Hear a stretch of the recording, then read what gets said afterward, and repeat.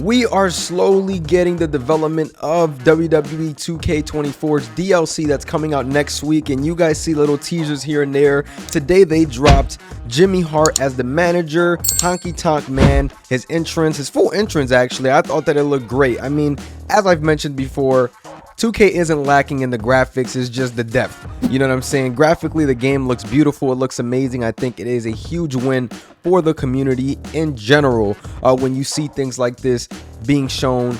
The DLC comes out next week, Wednesday, and I know a lot of people are not thrilled. I put out a video talking about the DLC pack yesterday and how people aren't thrilled. I'm not thrilled about it neither. I just want to see the new moves and entrances and stuff that do come out with this DLC pack, which I think could be a huge win again for the community. Hidden Blade and things like that, one of the best moves that people are just talking about on X, if you know what I'm talking about. I've seen people in the comment section talking about it as well. No, this is a brand new move. I saw someone say, hey, has this move been in the game already? No, it has not been in the game. This is something that has not been put in yet, and I'm sure it is going to be added within the next patch. So you guys make sure to keep an eye out for that, because it is going to be shown probably next week. And if it doesn't come out next week, it will probably come out next DLC pack, but I have high hopes for next week. Now, this Honky Tonk Man entrance looks good, looks great. Like I said, I think that graphically it's just gonna blow people away anyway. And here you guys see a Post Malone move. It actually looks pretty cool. They disrespecting Stone Cold though by letting Post Malone do that on him, even if it's in the game. Who cares?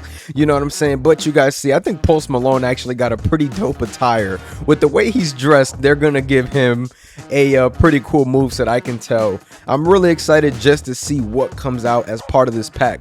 If you guys remember, we got new weapons last pack. Can we be getting something new this pack? Maybe an additional character, something. It seems like 2K always goes out their way to give you that big pop, big surprise with the new pack. Could something be included here along with that patch? At this point in the year, I don't know how much more can we get in patches. As always, that first big patch is always the most impactful. I don't know if we can get another patch of that magnitude at this height. We're only about 3 months into this game, close to 4, but we still have 8 more months to go in this cycle. But 2K25 is already in development, and as far as I know, it's a pretty small team over on the WWE 2K side. So what can they really be doing at this point stage in the game that can really change it? At this point, I think that they are going to work on maintaining the game, working on just updating, fixing things that are broken in the game before they go on ahead and add more stuff, more weapons. I can see different little things being added though, just nothing groundbreaking at this point. I would love to see more stuff added at this point, more entrances and all that, but at one point they do have to kind of start cutting the lights off on this game. And obviously this game is still very early in terms of stages. We're not even 1/3 yet. You know, we're close to that 1/3, but not yet there. You know what I'm saying? So that is one thing that you look at and you're like, is it time for them to really cut the lights off? But it's definitely not time yet, but it's getting close to that time. We still got the Global Stars pack coming out in September, which is another DLC pack that I think people are waiting for. People are just waiting for this summer to go by, because not for nothing, man, this summer we don't really got nothing cooked up. The Pat McAfee stuff, I'm hoping that they add some different weapons in there too. Give me a football. Let's go AEW Fight Forever style on this.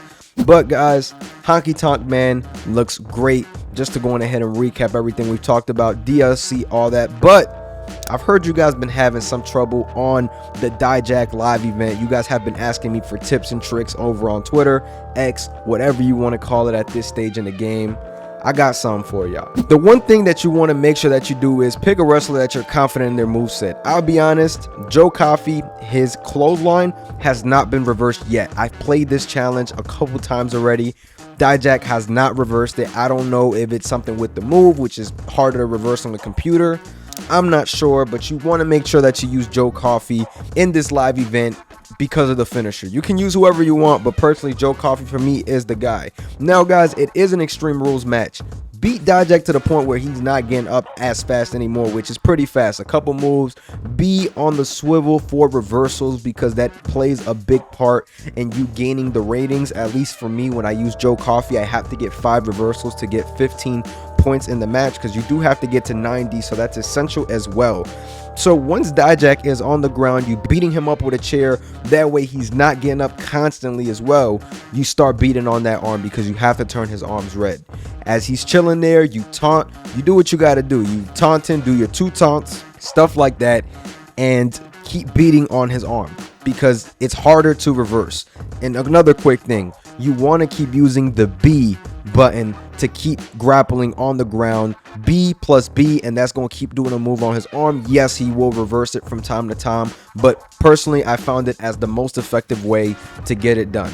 The signature, you guys will probably get reversed on that a couple times from time to time. He did not reverse it in this gameplay that you are seeing now, but you definitely want to make sure that you are hitting him with that signature, because that signature obviously gives you 15 points plus the finisher as well. You want to make sure that you stack up 3 back-to-back finishers. Don't just be using your finishers right away, because you want to make sure that you kill that resiliency. So if you hit him with a finisher, odds are he'll kick out before he wastes that resiliency, so you want to hit him again.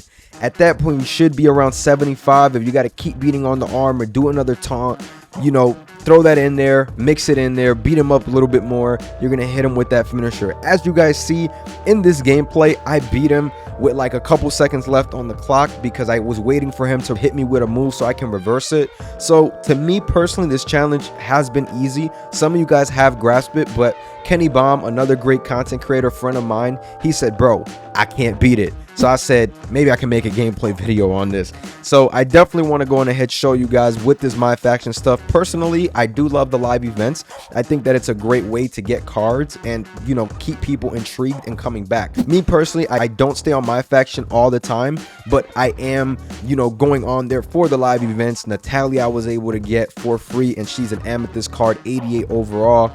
Dijak is another 88 overall card who is amazing, and unfortunately they made you get him with a bronze card, which at the least it's not impossible. You just have to be very aware of when to reverse, when, you know, to hit the grappling moves. The CPU likes to Irish whip a lot, so I recommend that you start hitting B a little bit more than the other buttons when trying to reverse a move on the wrestler. So there's many ways that you can complete this. I'm just giving you the way that is most effective to me. If you guys aren't playing My Faction, I'm not telling you to go play My Faction, but I do think that these live events keep people coming back, especially when it's good rewards for just chilling. So I think it's a huge win, man. But guys, I wanted to go on ahead, give you a quick tutorial, show you guys this. But if you guys did enjoy this video, make sure you guys like, comment, and subscribe. Wednesday, baby, we are getting that new DLC pack that not so many of us are thrilled for, but we're gonna have to check it out. I'm gonna catch y'all. Peace.